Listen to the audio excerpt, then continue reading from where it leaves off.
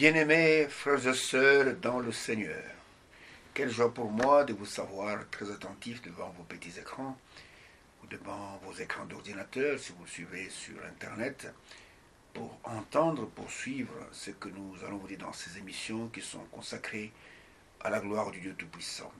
Ainsi je salue chacun de vous dans le nom qui est au-dessus de tout nom, le nom de la rédemption, le nom du Seigneur et Sauveur Jésus-Christ. Et mon souci est que chacun de vous soit béni par ce qu'il entend. Et la meilleure bénédiction, la plus grande bénédiction, c'est le salut que le Seigneur va vous accorder, accorde à vos âmes pour que vous puissiez hériter d'une vie éternelle. Et que ce jour-là, quand tous les saints seront rassemblés pour entrer dans l'héritage promis par notre Père, que vous aussi, vous soyez là. Et je voudrais remercier chacun de vous pour vos prières à notre endroit. Je voudrais remercier chacun de vous pour vos contributions financières, vos contributions matérielles. Et cela nous va tout droit au cœur.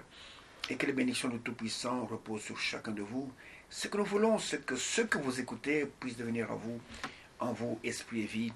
Et que cela puisse vous transformer, puisse faire de vous de nouvelles créations en Christ. Ici, nous ne sommes pas là pour vous dire, écoutez, vous n'avez pas l'argent, vous aurez l'argent. Vous ne vous mariez pas, vous allez vous marier. Tout ça, c'est bien. Mais le Seigneur a dit, cherchez premièrement la justice et le royaume d'en haut. Et tout le reste, y compris la prospérité matérielle, vous sera donné par-dessus tout. Ainsi que la bénédiction du Tout-Puissant repose sur chacun de vous, quelle que soit votre communauté, quelle que soit votre église, quel que soit votre pays, quelle que soit votre appartenance spirituelle, culturelle, ethnique, Dieu n'est fait exception de personne. Dieu n'use pas de favoritisme. Dieu, il aime quiconque aime sa parole, quiconque possède la foi. Dieu l'aime et Dieu le bénira. Ainsi que la bénédiction du Tout-Puissant repose sur chacun de vous. Aimez-moi comme je vous aime, parce que l'amour, c'est le lien de la perfection. Et l'amour, c'est le Seigneur qui a dit qu'on reconnaîtra que vous êtes réellement mes disciples si vous avez de l'amour les uns pour les autres. Ainsi que Dieu vous bénisse. Si ces émissions vous atteignent, que vous soyez en Afrique, que vous soyez en Europe, que vous soyez dans les Amériques, que vous soyez en Océanie, en Papouasie, n'importe où, en Australie, que la bénédiction du Tout-Puissant repose sur chacun de vous. Serrez simplement vos ceintures.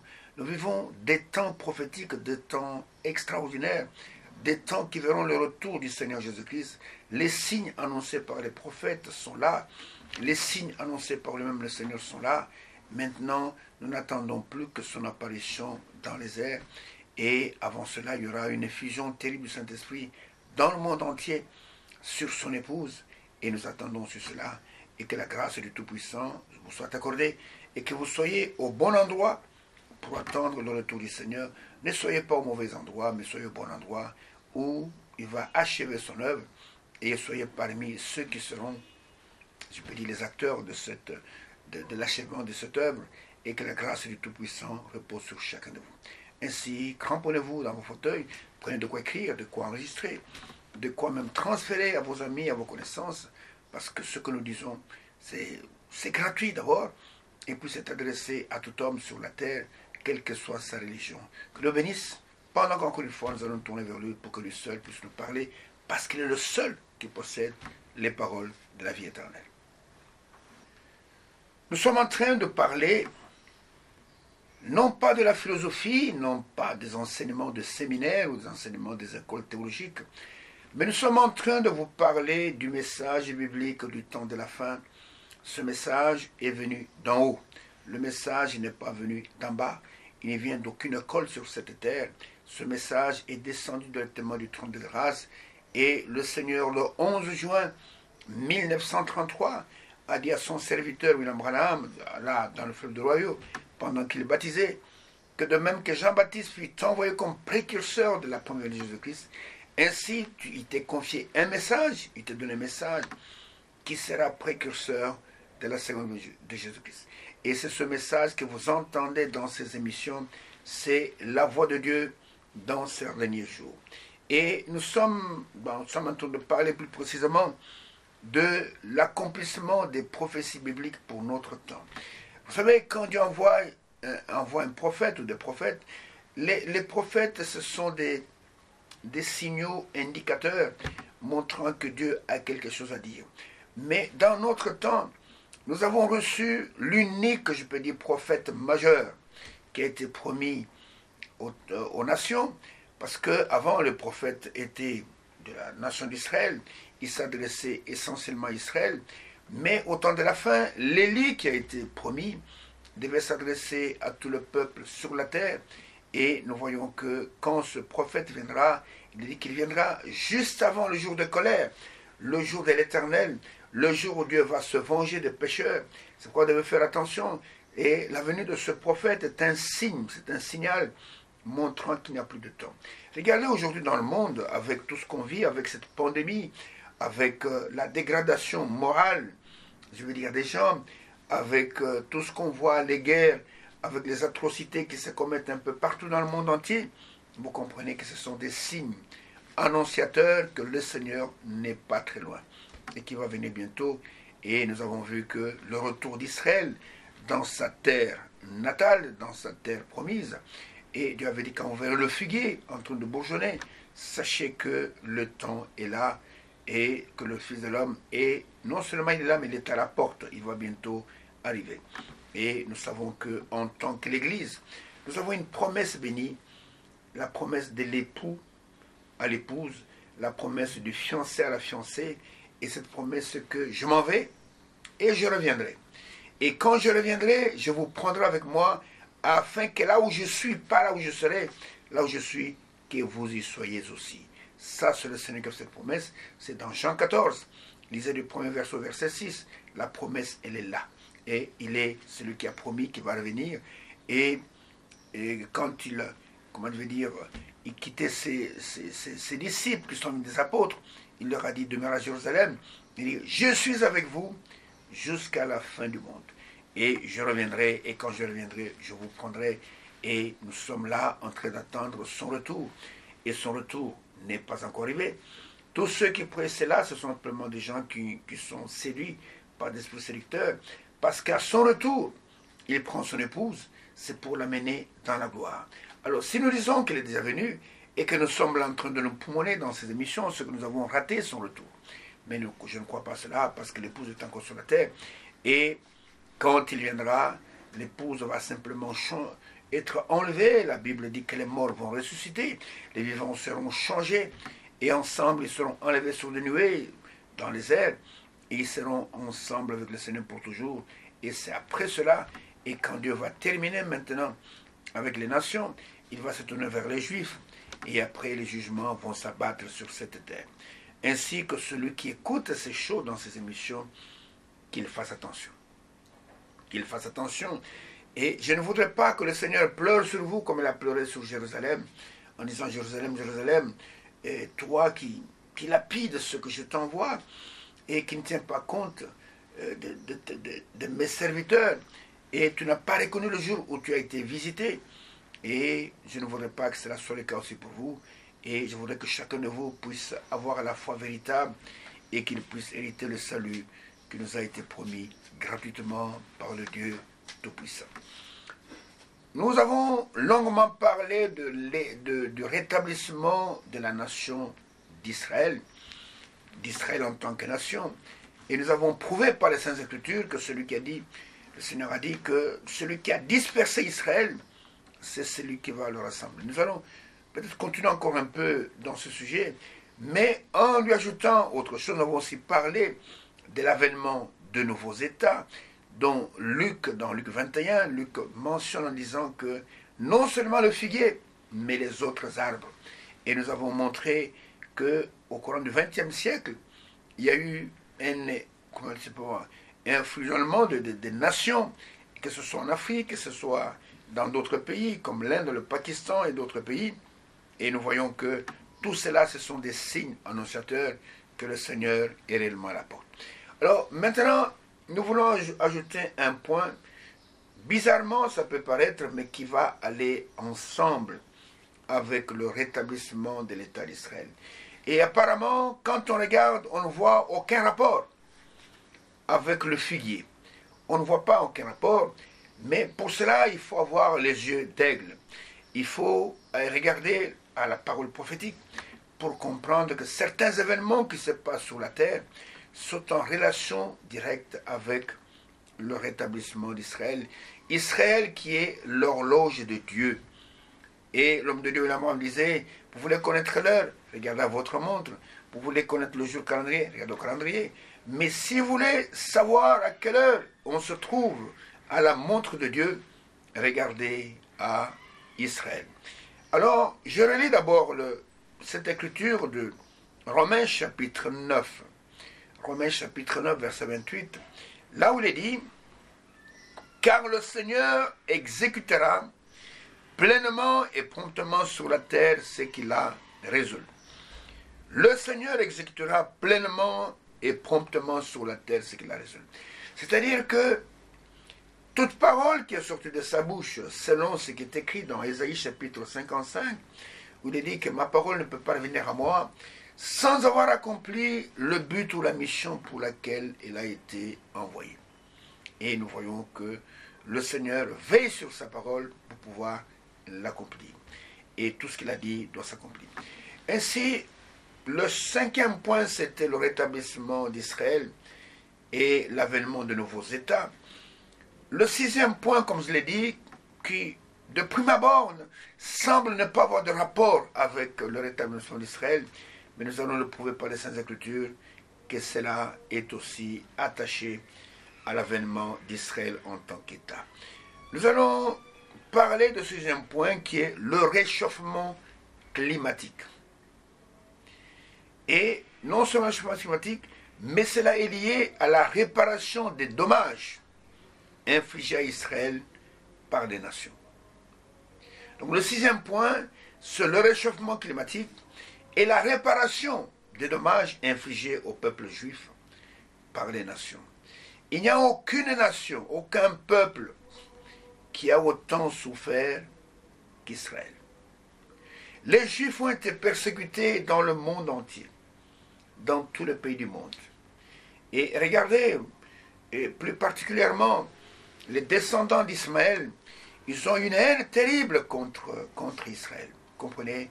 Et on ne peut pas l'expliquer. Et regardez ce que l'apôtre Paul dit à ce sujet-là. Et quand nous allons dans Galates au chapitre 4, regardez, c'est vrai qu'Abraham a eu ces deux fils qui étaient Ismaël et Isaac. Ça représente un peu le peuple juif, le peuple qui est descendu d'Ismaël. Et nous voyons que depuis ce temps-là, l'inimitié s'est installée. Et nous voyons que Sarah va même demander à Abraham de chasser l'esclave Agar avec son fils, parce que son fils n'héritera pas avec le fils de l'esclave. Et nous voyons qu'ici, dans Galates chapitre 4, je prends simplement 2-3 versets. À partir du verset 28, il est écrit, pour vous frères comme Isaac, qui représentait la nation juive, vous êtes l'enfant de la promesse. Ici, il parle à l'Église. Et de même qu'alors, celui qui était né selon la chair, c'est Ismaël, persécutait celui qui était né selon l'esprit. Ainsi en est-il encore maintenant, mais que dit l'Écriture, chasse l'esclave et son fils, car le fils de l'esclave n'héritera pas avec le fils de la femme libre. Vous comprenez? Cette querelle ne date pas d'aujourd'hui. Cette querelle date déjà du temps d'Abraham. Vous comprenez? Mais il en est ainsi, et Dieu a fait des choses comme ça. Ce n'est pas de notre volonté. Nous voyons simplement comment les choses se passent, et nous respectons cela. Mais sachez que le Seigneur est avec Israël. Le Seigneur bénit son peuple, le Seigneur le garde, et ils sont rentrés sur leur terre, c'est pour attendre la venue du Messie. Alors, nous parlons du réchauffement climatique qui est lié aux réparations des dommages infligés à Israël par les nations. Quand nous allons dans Ésaïe au chapitre 30, Ésaïe au chapitre 30, et je prends simplement un seul verset. Ce verset nous parle du réchauffement climatique, nous parle comment le soleil va briller plus que d'habitude, comment la lune aussi va briller plus que d'habitude. Et il est écrit ceci au verset 26, Ésaïe 30, verset 26. La lumière de la lune sera comme la lumière du soleil.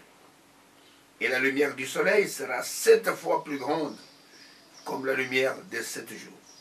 lorsque l'Éternel bandera la blessure de son peuple et qu'il guérira la plaie de ses coups. Et ça, c'est ce que le Seigneur dit à propos de ce qui va arriver quand les blessures reçues par le peuple juif vont commencer à recevoir leur guérison. Et nous voyons que cela est lié au réchauffement climatique. Regardez ce que nous sommes en train de vivre aujourd'hui, si vous suivez l'actualité. Il n'y a jamais eu un temps comme celui-ci où il y a des catastrophes naturelles, des pluies qui tombent d'une manière désordonnée. Parfois, il peut tomber en une seule nuit une quantité d'eau qui pouvait tomber pendant 2 mois, 3 mois. Et il y a des inondations, il y a des maisons qui s'écroulent, il y a des gens qui sont noyés dans leur maison, il y a des routes qui se cassent, il y a des éboulements de terrain. Oh, c'est extraordinaire. Ça s'est passé en Allemagne, ça s'est passé en Belgique, ça s'est passé en Turquie, ça se passe actuellement aux États-Unis avec ce typhon, cette tornade, pas une tornade, cette tempête qui a traversé les États-Unis, Ida. Et nous voyons que l'homme ne peut rien contre ça. Et cela est dû au réchauffement climatique. Ce sont des événements qui sont mondiaux. Ça concerne toutes les nations. Toutes les nations seront atteintes par cela. Et la Bible nous dit que cela va arriver au moment où l'Éternel va bander les blessures de son peuple. Au moment où il va faire la réparation des coups infligés à son peuple par les nations. Mais les gens, quand ils regardent simplement les informations, ils ne voient pas de lien direct avec ça. Vous comprenez? Et on fait tout pour limiter je sais pas moi, qu'il y ait moins de pollution, qu'il y ait moins de je sais pas moi, de CO2. On fait tout pour que on puisse diminuer le gaz de serre. On fait tout pour que on veut même éliminer les moteurs à essence, les moteurs diesel, pour que la pollution de l'air puisse diminuer. Tout ça ne va pas diminuer les réchauffements climatiques. Les glaciers sont en train de fondre. Oh frère, il y a des tsunamis partout, un peu partout, là où il y a des îles. Les gens sont dans les angoisses. Les gens sont dans la terreur. Le niveau des océans est en train de monter. Il y a des îles qui vont disparaître. Par exemple, les îles Fidji. Ils savent que d'ici quelques années, ces îles n'existeront plus. Toutes ces îles qui sont dans les Pacifiques, dans les océans, l'eau est en train de monter. Il y a les îles qui sont en train d'être couvertes. Frère, ce sont des phénomènes irréversibles. Et nous voyons que l'homme est incapable de faire quoi que ce soit. Il va lutter. Ils ont de l'argent, mais ils ne savent rien faire. Regardez, dernièrement, j'ai vu ce qui s'est passé dans l'état de la Louisiane, aux États-Unis. Ce qui s'est passé à New York, où même l'eau est entrée dans le métro. Vous voyez, dans les rames de métro qui sont inondées par de l'eau. Frère, ce sont des choses qu'on n'a jamais vues. Et vous voyez, dans les rues, on commence à circuler non pas en voiture, mais on circule en bateau. Vous comprenez? Le changement climatique. Et au pôle Nord, au pôle Sud, les glaciers ne font que tomber. Ne font que tomber, ne font que tomber. Il n'y a rien qui arrête cela. L'homme est en train de s'auto-détruire. Vous comprenez? Parce qu'il mange tout le temps cet arbre de la connaissance du bien et du mal.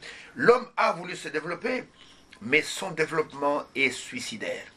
Et Dieu dit, quand ces choses vont arriver, quand la lumière du soleil sera comme la lumière de 7 jours, quand la lumière de la lune sera comme la lumière du soleil, ce sera au même moment que Dieu est en train de réparer les dommages causés à son peuple. Mais nous voyons que beaucoup de gens ne voient pas cela. Vous comprenez? Et Dieu a fait ramener Israël dans sa patrie. C'est vrai qu'Hitler, lui seul, a exterminé à peu près 6 millions de Juifs. C'est quelque chose que tu ne peux pas t'imaginer. L'industrie de la mort que ce peuple, comment je veux dire, cet homme, ces dirigeants allemands, d'origine autrichienne, a mis en place pour exterminer les Juifs dans le monde entier. Mais on est en train de voir seulement Hitler. La persécution des Juifs date de très loin. Dans toute l'Europe, ils ont été persécutés. Dans toute l'Europe, ils ont été marginalisés. Ils ont souffert en Hongrie, ils ont souffert en Italie, ils ont souffert dans tous les pays, en Espagne, partout. On mettait parfois des signes sur eux pour qu'ils soient identifiés comme étant des Juifs. Et ne parlons pas des croisades qui se sont déroulées et où les grandes églises les désignaient comme étant, je vais vous lire tout à l'heure, c'est que frère Franck a écrit à ce sujet-là, et ils prétendaient que ce sont les meurtriers de Christ, il faut les exterminer. Et tout simplement parce que les gens n'avaient aucune connaissance de la parole de Dieu. Alors qu'ils ont été aveuglés pour que toi et moi, nous puissions recevoir le salut. Le salut, parce que nous n'avons pas de Dieu, nous n'avons pas de Christ dans le monde. Et il a fallu que nous qui étions loin, que nous puissions être rapprochés. Et regardez ce que l'apôtre Paul dit dans Éphésiens chapitre 2, à propos de nous, qui en principe étions privés de salut. Éphésiens chapitre 2, commençant par le verset 11, il est écrit: c'est pourquoi vous autrefois païens dans la chair, appelés circoncis, par ceux qu'on appelle circoncis, c'est-à-dire les Juifs, et qui le sont en la chair par la main de l'homme, souvenez-vous que vous étiez en ce temps-là sans Christ, privés du droit de cité en Israël, étrangers aux alliances de la promesse, sans espérance et sans Dieu dans le monde. Mais maintenant, en Jésus-Christ, vous qui étiez jadis éloignés, vous avez été rapprochés par le sang de Christ, car il est notre paix, lui qui des deux n'en a fait qu'un, et qui a renversé le mur de séparation, l'inimitié. Écoutez, il a anéanti par sa chair la loi des ordonnances. Dans ses prescriptions, il a voulu créer en lui-même, avec les deux, un seul homme nouveau, en établissant la paix et les réconcilier avec Dieu l'un l'autre, en un seul corps par la croix, en détruisant par elle l'inimitié. Il est venu annoncer la paix à vous qui étiez loin, et la paix à ceux qui étaient près, car par lui, les uns et les autres, nous avons accès auprès du Père dans un même esprit.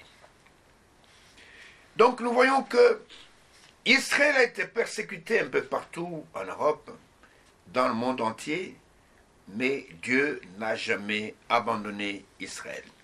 Dieu n'a jamais rejeté son peuple, tel que l'apôtre le dit dans Romains chapitre 11. Il est dit ceci, commençant par le verset 1er.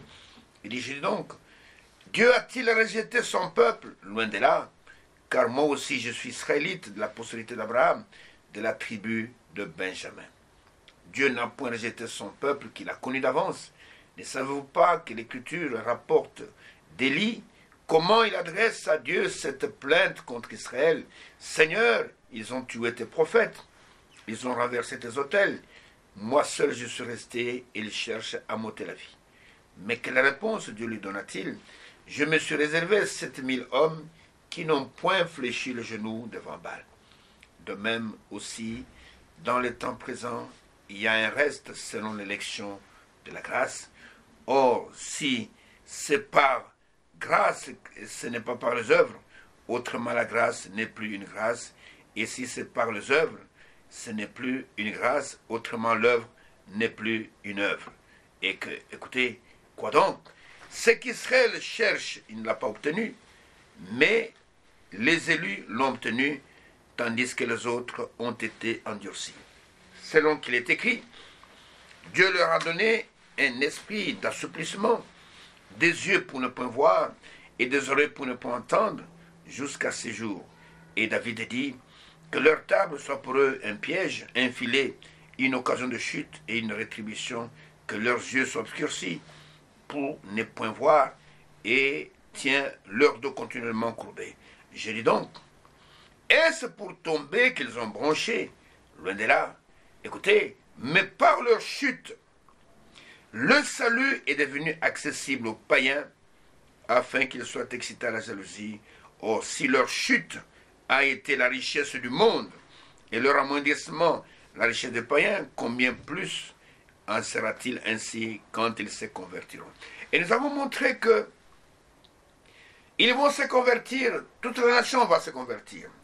Ils vont finir par reconnaître le Messie.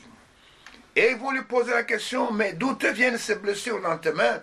Il leur dira, c'est dans la maison de mes frères que j'ai reçu cela. Et ils vont pleurer sur lui amèrement, comme on pleure sur un fils unique. Et nous voyons que, et nous sommes dans ce temps-là, et où le Seigneur va réparer les dommages occasionnés à son peuple. Et cela va arriver pendant que le réchauffement climatique va prendre place sur toute la terre. Et il n'y a aucune nation qui sera épargnée par cela. Regardez ce que l'homme de Dieu, notre frère, le serviteur de Dieu, frère Franck d'Allemagne, écrit à ce sujet. J'ai trouvé bon de vous lire cela parce que il a bien montré cela et les Écritures qui accompagnent, et y compris celles que nous avons lues dans Ésaïe chapitre 30, verset 26. Il dit ceci dans cette lettre circulaire qui date d'avril 2020, et il dit ceci à la page 15, il dit, c'est intitulé « Les signes du temps ». Il dit, nous vivons la prophétie biblique dans son accomplissement. Le changement climatique est un signe de la fin des temps. Vous entendez ça? Est un signe de la fin des temps. Il a été prédit et il est en relation directe avec le peuple d'Israël et avec son retour sur la terre promise. Vous voyez, tout est lié. Regardons de plus près ce que Dieu a annoncé par le prophète Ésaïe au chapitre 30 au verset 26. Il va relire l'écriture que nous avons lue tout à l'heure. La lumière de la lune sera comme la lumière du soleil, et la lumière du soleil sera 7 fois plus grande, comme la lumière de ce jour, lorsque l'Éternel bandera la blessure de son peuple, et qu'il guérira la plaie de ses coups. Écoutez, le changement climatique et le réchauffement de la planète dû à l'augmentation des rayonnements solaires devrait-il être un signe d'alarme pour toute l'humanité? En principe, oui. Des tremblements de terre et d'autres catastrophes naturelles se produisent ici et là, mais le changement climatique est universel. Et regardez ce qui est écrit dans Ésaïe au chapitre 14, verset 26 jusqu'au verset 27. Il est écrit, « Voilà la résolution prise contre toute la terre. Voilà la main étendue sur toutes les nations. L'Éternel des armées a pris cette résolution qui s'y opposera. Sa main est étendue qui la détournera. » Nous voyons que ce réchauffement climatique n'épargnera aucune nation. Toutes les nations seront soumises à cela. En Afrique, les saisons ne seront plus respectées. Les saisons sèches ou les saisons... Vous voyez voir un dérèglement même dans les saisons, même dans les pluies. Et nous voyons que, regardez, il n'y a pas longtemps, il y a même la neige qui est tombée en Afrique du Nord, qui est tombée au Maroc, qui est tombée en Algérie. La neige est tombée dans ces pays-là. Les dégâts causés par l'homme avec ses avancées technologiques sont irréversibles. La couche d'ozone qui nous protège contre les rayons solaires est en train d'être détruite petit à petit et l'homme ne peut rien faire. Et nous sommes seulement poussés à aller de l'avant, et nous ne savons pas ce qui va devenir de nos enfants, de nos petits-enfants qui vont rester sur la terre. Et nous voyons que ce qui va arriver, Dieu a pris une résolution qui s'y opposera et le soleil va chauffer très fort. La lune sera aussi plus brillante aussi que le soleil et les nuits seront chaudes. Et qui s'y opposera? Je continue la lecture.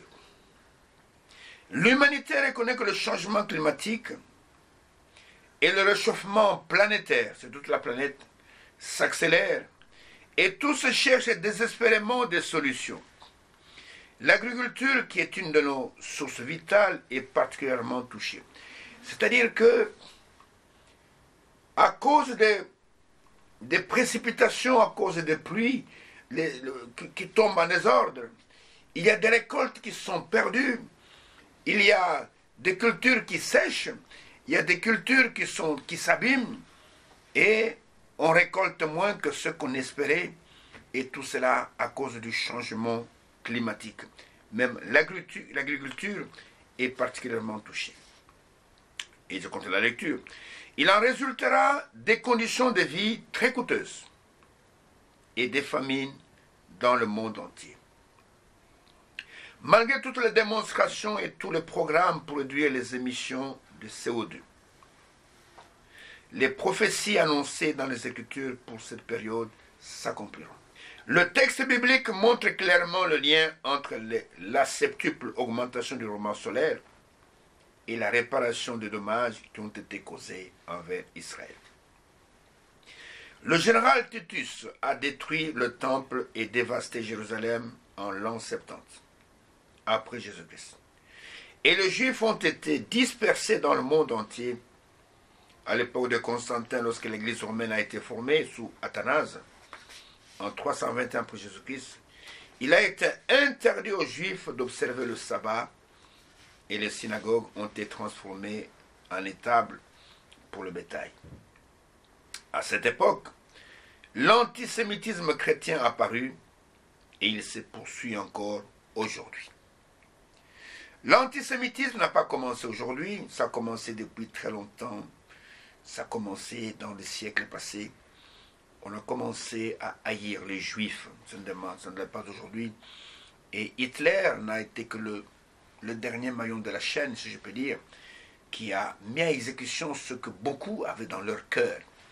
Et l'Éternel le sait, et il dit, quand il va réparer tous ces dommages-là, alors le soleil va briller 7 fois, et la lune va briller comme le soleil. Je continue la lecture. Les Juifs ont dû beaucoup souffrir, surtout pendant les 7 croisades ordonnées par les papes. Qu'est-ce que c'était que les croisades? Les croisades, c'était, je peux dire, des guerres de religion, des guerres qu'ils appellent des guerres saintes. Et les croisades, il y a eu un certain Godefroy de Bouillon, ainsi de suite, il y a eu d'autres, et qui étaient, je peux dire, au solde des papes. Et ils allaient en Palestine, soi-disant pour libérer les terres saintes, la terre sainte. Et il y avait une dispute entre les Ottomans et les chrétiens. Ils se disputaient Jérusalem, et de temps en temps Jérusalem était occupée par les uns, et puis reconquis par d'autres, ainsi de suite. Et pendant ces 7 croisades, malgré qu'ils se combattaient entre eux, le soi-disant chrétien et les musulmans, mais le plus grand perdant dans cette affaire étaient les Juifs, qui n'avaient plus aucune patrie, et qui étaient errants dans le monde entier, qui étaient chassés à gauche à droite. Et le frère dit ici, et les Juifs ont été dispersés dans le monde entier, à l'époque de Constantin, et on a interdit à ces Juifs de célébrer le sabbat, et les synagogues, pour bien choquer les Juifs, on en a fait des étables, on en a fait des porcheries, alors qu'ils savent que les Juifs considèrent le porc comme étant un animal impur, et on a fait de leur lieu de culte un endroit pour garder des porcs. Ça a été fait, ça ce n'était pas les païens qui ont fait ça, mais ceux qui se disaient être des chrétiens. Et écoutez, ils ont souffert pendant les 7 croisades. L'appel était « Vengez le sang du crucifié sur eux ». Voilà ce qui était lancé pour susciter la haine contre eux. On rendait les Juifs comme étant coupables, responsables de la mort du Messie. Ne sachant pas que si les Juifs n'avaient pas fait cela, le salut ne nous serait pas parvenu. Vous comprenez? Et c'est par manque de connaissance. La première croisade a duré de 1069 à 1099 ou 99, entraînant un bilan de mort de 70 000 Juifs, ainsi que d'autres peuples. La dernière croisade a eu lieu de 1248 à 1254. C'est des guerres qui durent longtemps, pendant des années. Le nombre total de personnes assassinées n'est pas connu avec précision, On ne sait pas s'il s'agissait de centaines, de milliers ou d'un million. Durant l'Holocauste, la Shoah, donc pendant la Deuxième Guerre mondiale, il y en a eu 6 millions. Ce qui s'est passé dans les âges passés, on ne connaît pas le nombre. Mais quand on faisait les croisades, le cri était « Vengez le sang du crucifié ». Et quand vous dites ça, à ceux qui ne connaissent pas la parole de Dieu, à ceux qui ne connaissent pas l'histoire de l'Église, vous mettez la haine dans ces gens-là, et qu'est-ce qui va arriver? On ne faisait que massacrer des Juifs, et nous voyons que beaucoup ont été massacrés. Mais Dieu dit, quand il va bander la plaie de son peuple, quand il va procéder à la réparation des préjudices qu'ont subi son peuple, et il nous donne un signe pour reconnaître cela, le soleil va briller plus que de coutume, et la lune aussi, et nous voyons que le frère continue en disant, répétons-le, le septuple rayonnement solaire tel que cela a été prédit est lié au retour du peuple d'Israël dans la terre promise d'Israël. L'État d'Israël existe de nouveau depuis le 14 mai 1948. Et vous voyez là la photo, que le caméraman vous montrera cela, et là où David Ben-Gurion est en train d'annoncer la résurrection, la résurgence de l'État d'Israël, avec au fond, comme je l'ai dit dans d'autres émissions, la photo de Théodore Herzl, l'homme, le père du sionisme, le père du retour à la terre promise. Et Israël est de nouveau un État depuis le 14 mai 1948. Et les efforts pour établir un traité de paix au Moyen-Orient arrivent à leur point culminant. Les blessures infligées au peuple d'Israël sont en train de guérir. Même les pays arabes, certains pays arabes, sont en train de renouer les relations diplomatiques avec l'État d'Israël. Et tout ça, ce sont les signes du temps. Faites attention, ne voyez pas cela seulement comme des événements comme ça passagers. C'est Dieu qui est à l'œuvre. Comprenez, il y a eu le Maroc, il y a certains pays, les Émirats arabes, qui ont renoué les relations diplomatiques. Frères, nous sommes plus près que jamais du retour du Seigneur. Et le Seigneur dit, quand vous verrez ces choses-là, sachez que le soleil ici va briller plus fort. Il y aura des catastrophes sur la terre. Et il ne se passe pas 1 mois, 2 mois, que vous n'entendez qu'il y a un typhon quelque part, qui a détruit des maisons, qui a détruit ceci. Les gens meurent en cascade, tout simplement parce que ce sont des signes annoncés par le Seigneur même. Et nous voyons que, et le frère continue en disant, tous les chefs d'État devraient respecter ce qui est écrit dans le seul certificat valide, à savoir la Bible, la Torah. Dans ce contexte, il s'agit particulièrement de Jérusalem et du mont du Temple.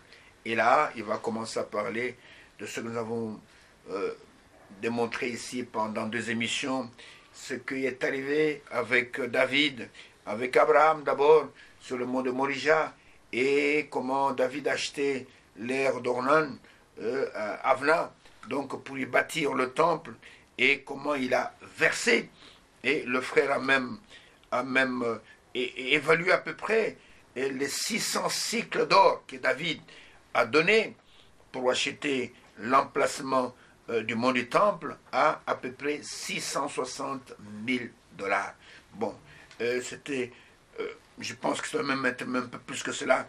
Et nous voyons que tout cela annonce simplement que le Seigneur est à la porte. Et comment tout cela, que chaque pays, chaque chef d'État devrait respecter cela. Et nous voyons que je saute un peu cela, parce que nous avons déjà parlé de cela. Et je vais à la page 18, où il est écrit, le frère continue en disant, il dit, nous avons 3 témoins choisis par Dieu, Abraham, David et Salomon, qui sont mentionnés en rapport avec Jérusalem et le mont du Temple. Ces 3 écritures témoignent que personne d'autre n'a le droit de revendiquer Jérusalem et le mont du Temple. dit, examinons encore quelques écritures qui parlent du retour du peuple d'Israël. Personne ne peut nier ces faits.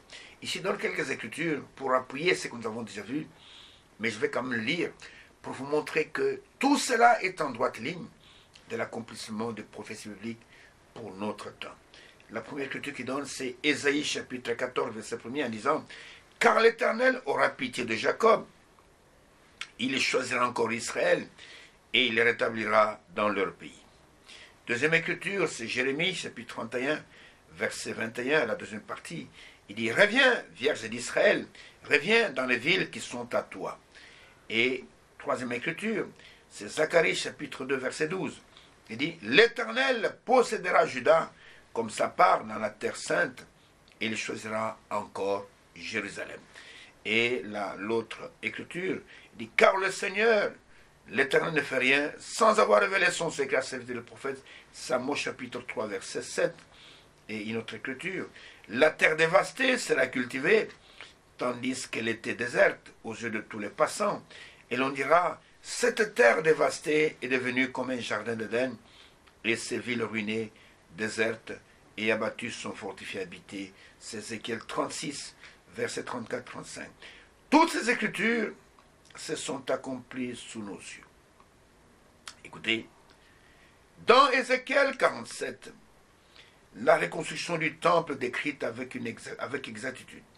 Au chapitre 48, il nous est montré les 12 tribus d'Israël dans leur territoire conformément à la répartition du temps de Josué, comme Dieu l'a déterminé. En fait, tout ce qui est en train d'arriver, c'est selon le plan de Dieu. Car le Seigneur l'Éternel exécutera pleinement et promptement tout ce qu'il a résolu. Il n'y a rien qui est au hasard. Tout cela est selon le programme de Dieu, et tout cela va arriver, je continue avec la lecture, pour ceux qui ont divisé Israël. Un jugement est prononcé. Écoutez, Joël chapitre 2, verset 2, à la fin du verset, il est écrit, « Là j'entrerai en jugement avec elle, au-dessus de mon peuple d'Israël, mon héritage, qu'elles ont dispersé parmi les nations, au-dessus de mon pays, qu'elles se sont partagées. » Dieu, il tient beaucoup à l'unité de son peuple, à l'unité de son pays. Et dans Zacharie 12, verset 3, il dit, « En ce jour-là, je ferai de Jérusalem une pierre pesante pour tous les peuples. Tous ceux qui la soulèveront seront meurtris, et toutes les nations de la terre s'assembleront contre elle. » Et nous voyons que toutes ces paroles vont s'accomplir. Et y compris le réchauffement climatique. Et je continue la lecture. Il dit, personne ne peut empêcher ce qui a été prédit dans la prophétie biblique pour ce temps. Et dans Luc 21, verset 25, il est écrit, il y aura des signes dans le soleil, dans la lune, et dans les étoiles, et sur la terre. Il y aura de l'angoisse chez les nations qui ne sauront que faire au bruit de la mer et des flots.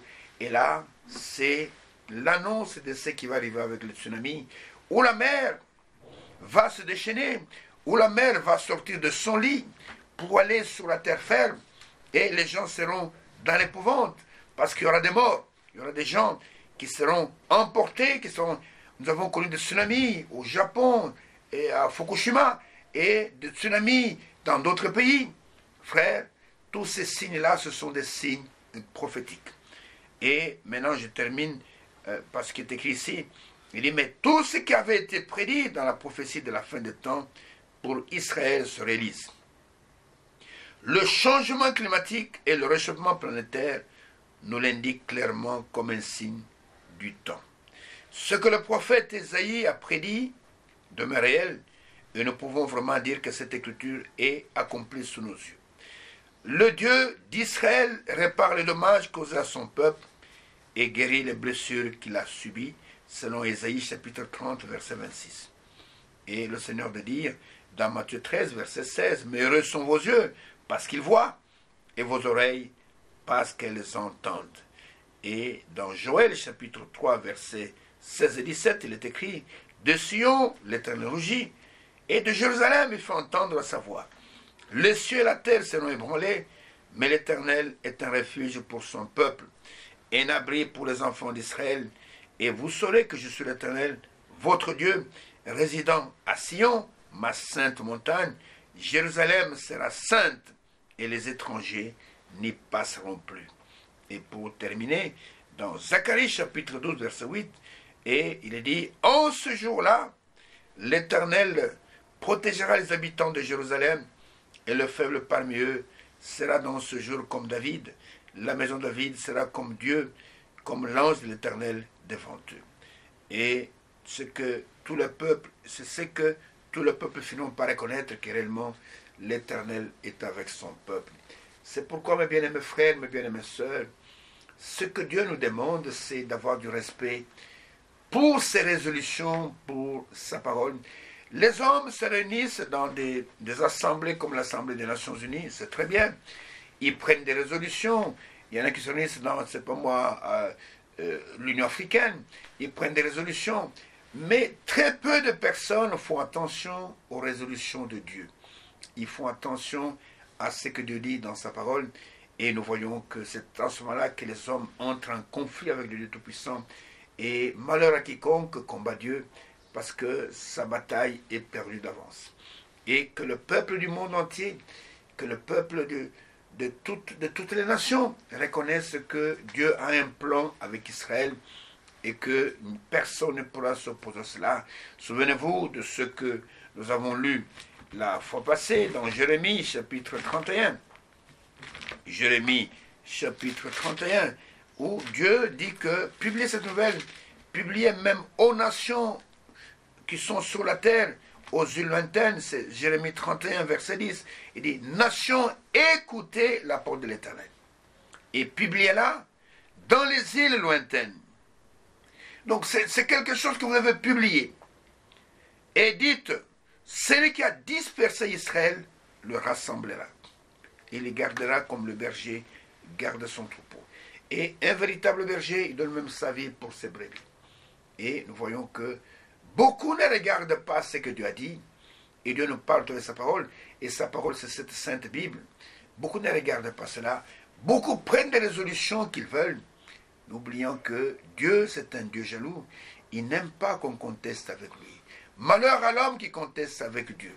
Et nous voyons que ce qu'il a résolu de faire sur la terre arrivera pareillement. Il n'y a aucune personne qui pourra s'opposer à cela. Donc le réchauffement climatique, tous ces dérèglements que nous voyons dans le climat, il y a des conférences internationales qui se tiennent partout, qui se tiennent en France partout. Il faut diminuer, c'est pas moi, les émissions de, c'est pas moi, du CO2. Il faut enlever toutes ces centrales électriques au charbon. Et on essaie de faire toutes ces choses-là, mais c'est comme si la maladie est sans remède. Et il y a des gens qui essaient, on essaie de fermer des centrales ici, et on essaie de faire du nucléaire, mais le nucléaire aussi devient dangereux. Il faut arrêter le nucléaire. Et ils essaient de faire toutes ces choses-là. Mais je peux vous dire que tout cela n'empêchera pas notre Dieu d'accomplir pleinement sa parole. Cela n'empêchera pas. Le climat se réchauffe. Et regardez, on parle que toute la planète, la température est en train d'augmenter. Le niveau de mer est en train de monter. Les glaciers qui sont au pôle nord et au pôle sud sont en train de fondre. L'homme n'a aucun moyen. Ils font des histoires pour pouvoir refaire les glaciers. Ils mettent des histoires pour retenir les glaces. Mais tout cela ne tient pas. Parce que la parole a annoncé qu'il en sera ainsi. Il y a des tsunamis partout dans le monde entier. Du monde, à côté, au bord de mer. Il y a des tremblements de terre qui sont dus à ce réchauffement climatique. Il y a des typhons qui se forment en mer. Et imaginez-vous des tempêtes qui viennent à plus de 200 km à l'heure. Même les maisons les plus solides, les toitures volent. Vous savez, les États-Unis, la plupart des maisons sont en bois. Les gens ne le savent pas. Alors quand ces vents arrivent, ils ne peuvent pas résister. Vous comprenez? Et il y a de l'eau qui vient. Les maisons sont inondées, les caves sont inondées jusqu'au premier niveau, deuxième niveau. Et les gens qui ne savent pas se déplacer, ils sont tués, étant noyés dans ces eaux-là. Les gens ne comprennent pas que tout cela, c'est l'accomplissement des prophéties bibliques. Toi et moi qui voyons ces choses, le Seigneur dit que quand vous verrez ces choses arriver, relevez vos têtes parce que votre rédemption est proche. Vous comprenez? Les cultures sont abîmées, les gens qui cultivent la vigne, oh là là, les vignobles sont détruits par le changement de climat. Et il y a les pluies qui tombent là, dans les saisons où il ne fallait pas tomber. Il y a le froid qui s'abat là quand il ne fallait pas que ce soit le froid. Et beaucoup de récoltes sont complètement détruites. Et on se retrouve avec parfois moins de blé qu'on va récolter, ce qui veut dire qu'il y aura moins de blé sur le marché, ce qui veut dire que les prix vont augmenter, ce qui veut dire qu'il y aura de la famine. Et il y a en Afrique, il y a le criquet migrateur, c'est dû aussi au phénomène climatique. Ces criquets se développent à une vitesse extraordinaire. Ils viennent, c'est pas moi, de centaines de mille qui s'abattent sur des champs. En quelques minutes, le champ n'existe plus. Tout est parti. Et on se pose des questions. Qu'est-ce qu'on peut faire pour que tout cela puisse s'arrêter? Je vous dis simplement, relevez la tête. La venue du Seigneur est plus qu'imminente. C'est un signe. Et le Seigneur a dit, quand vous verrez ces choses arriver, sachez que l'Éternel est en train de réparer les blessures subies par son peuple, par les nations. Et les gens peuvent se fâcher contre Israël, mais regardez qu'aujourd'hui, Israël, d'abord il est à la pointe de la technologie, et les gens reconnaissent que vraiment, j'ai même vu qu'ils ont trouvé un médicament contre la Covid, on n'en parle pas beaucoup, et ils soignent la Covid avec un médicament qu'ils ont trouvé chez eux, et qui guérit à 90%. Vous comprenez? Ils ont des laboratoires extraordinaires. Ils font des recherches sur le cancer aussi. C'est un pays de référence. Le Seigneur est en train de guérir les coups et les plaies subis par son peuple. Hitler a voulu les exterminer, mais Dieu les a sauvés de l'extermination. Et ils sont là dans leur pays. Qu'est-ce qu'ils font dans leur pays? Ils attendent la venue du Messie. Et le Messie va venir le trouver. Et c'est vrai que ce n'est pas tous ceux qui sont en Israël qui verront la venue du Seigneur. Non, il y a les élus qui sont là. Et les élus d'Israël sont connus. Il y en a 144 000. 12 000 de chaque tribu. Aujourd'hui, les Israélites qui sont là, ils ne savent même pas de quelle tribu ils descendent. Ils ne savent pas, mais Dieu sait. Dieu sait que celui-ci vient d'Azer, celui-ci vient de Benjamin, celui-ci vient de Joseph, celui-ci vient de Manassé. Dieu le sait. Dieu connaît son peuple. Et il y a des Juifs orthodoxes qui, eux, garderont les promesses de Dieu et ils seront les seuls à pouvoir accueillir ce Messie. Ils seront avec lui sur la montagne des Sion. Ça sera une chose extraordinaire. Et quand cela arrivera, comme avec Joseph, l'épouse sera dans la gloire. Il va laisser l'épouse là au noces de l'agneau. Il va descendre pour se faire connaître à ses frères. L'épouse ne sera pas avec lui. Mes bien-aimés frères, mes bien-aimées sœurs. Et pour le moment, il est en train de bander les plaies. Et que même les pays arabes qui étaient des farouches ennemis d'Israël commencent à trouver la nécessité d'avoir des accords de paix avec Israël. C'est une reconnaissance internationale et qu'il faut avoir des relations. Et nous voyons que certains pays qui étaient des pays récalcitrants ont décidé d'avoir de bonnes relations avec l'État juif. Mes bien-aimés frères, mes bien-aimées sœurs, il est plus tard que vous ne le pensez. Le Seigneur est réellement à la porte. Tu ne peux pas ouvrir ta télévision sans voir une catastrophe naturelle quelque part. Il y a des inondations. Quand ça quitte un tel pays, la semaine prochaine, vous allez apprendre que c'est dans un autre pays. Et il y a quelques mois, c'était en Belgique. Ils ont connu ces inondations comme ils n'ont jamais connu. La ville de Liège a été inondée. Je connais cette ville. Et frère, c'était terrible. Et l'Angleterre a subi des inondations. Et l'Allemagne, c'était terrible. J'ai vu Angela Merkel qui est aux États-Unis, qui a suspendu son voyage officiel, qui est descendu. Les routes coupées, les ponts coupés. Et frère, c'était terrible. Les gens sont morts dans leur maison. Et actuellement, c'est aux États-Unis, où le président Joe Biden est allé voir à la Louisiane, ce qui se passe là-bas, et en New York, des gens sont morts, des gens ont été étouffés dans leur maison, noyés dans leur maison. C'est extraordinaire. Tout cela, c'est l'accomplissement des prophéties bibliques. Et ne soyez pas des distraits. C'est le moment de chercher à s'abriter dans le seul lieu de sécurité. Et ces lieux, ce n'est pas dans votre église, ce n'est pas dans votre communauté, ces lieux, c'est en Christ. Et que celui qui a des oreilles pour entendre, qu'il entende, que celui qui a des yeux pour voir, qu'il voit. Le temps est fort avancé et nous voyons que les gens sont là dans les églises. Leur problème, c'est les sorciers. Leur problème, c'est bien danser. Leur problème, c'est de bien se marier. Tout ça, c'est bien. Mais je vous dis, quelle heure est-il à la montre de Dieu? Les signes annoncés par les prophètes s'accomplissent sous nos yeux, mais il n'y a que les élus de Dieu qui ont des yeux pour voir cela. Ainsi que la grâce du Tout-Puissant repose sur chacun de vous, qu'il puisse oindre vos yeux.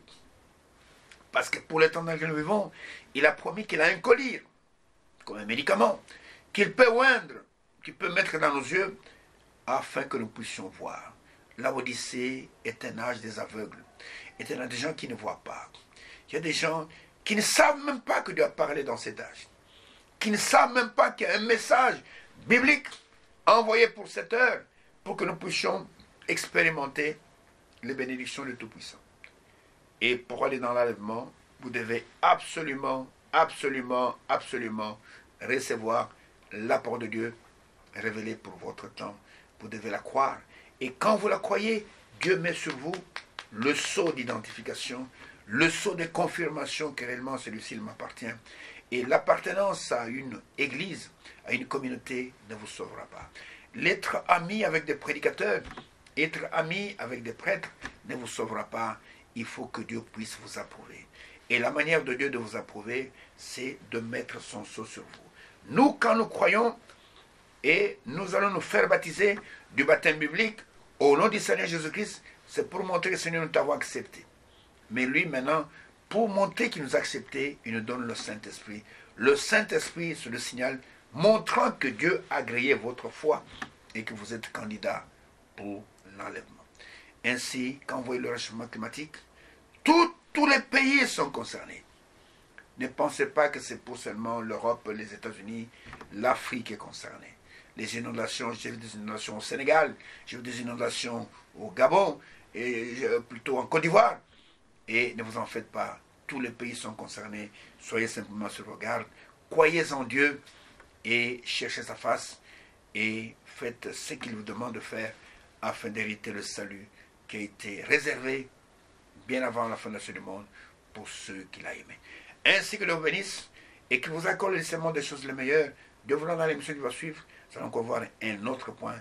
Nous avons voulu, dans cette émission, insister surtout sur le réchauffement climatique, qui est un signe, un rapport avec le rétablissement de l'État d'Israël, et que Dieu nous fasse grâce de comprendre ces choses de la bonne manière. Ainsi que Dieu vous bénisse. Et si c'est la volonté de Dieu, je vous donne rendez-vous à l'émission prochaine. Et en attendant cela, priez pour moi comme je prie pour vous, et que Dieu seul nous garde. Que Dieu vous bénisse et à l'émission prochaine.